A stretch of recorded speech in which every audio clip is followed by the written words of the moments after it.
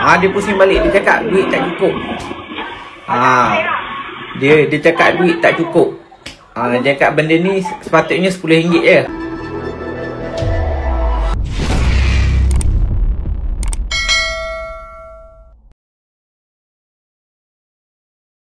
Cubaan seorang lelaki warga asing untuk mengelirukan penjual gagal apabila disedari penjual.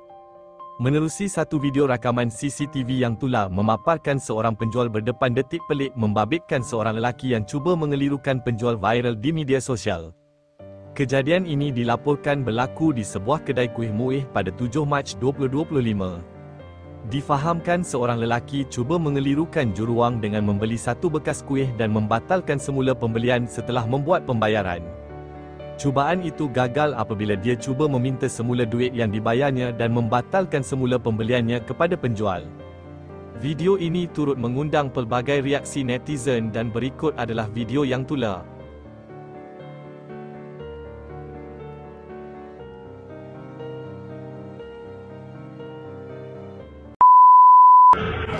Hai, Assalamualaikum warahmatullahi wabarakatuh. Okey, hari ni abang nak cerita pasal kes ni. Dia bukan macam kau, dia macam scammer. Mula-mula dia datang beli nasi sebungkus. Pekerja abang dah bagi tahu kat dia sebungkus RM7. Okey, dia bagi duit RM50. Pekerja abang bagilah duit lebih macam biasalah. 47. Okey, tengok. Masa ni dia duduk tengok kiri kanan. Dia buat macam tak pandai cakap Melayu tau. Dia buat macam tak pandai cakap Melayu. Tengok masa ni dia tengok kat abang. Okey, dia tengok keliling, tengok kiri kanan.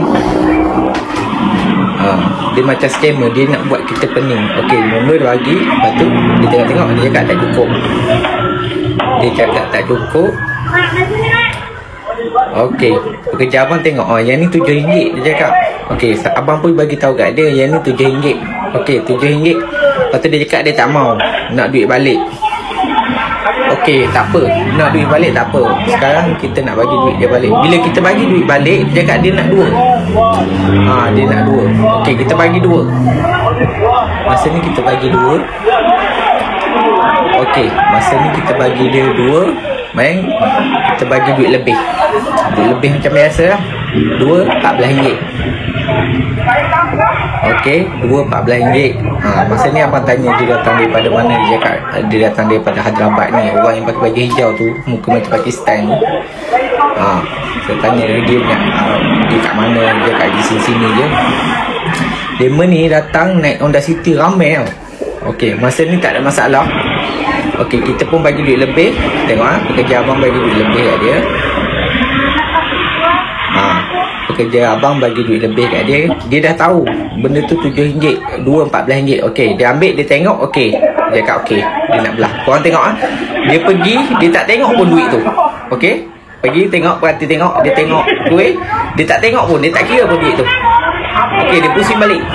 Dia pusing balik, dia cakap duit tak cukup. Dia cakap duit tak cukup. Dia cakap benda ni sepatutnya RM10 je. Kita dah cakap tadi dia dah ni. Dia dah setuju.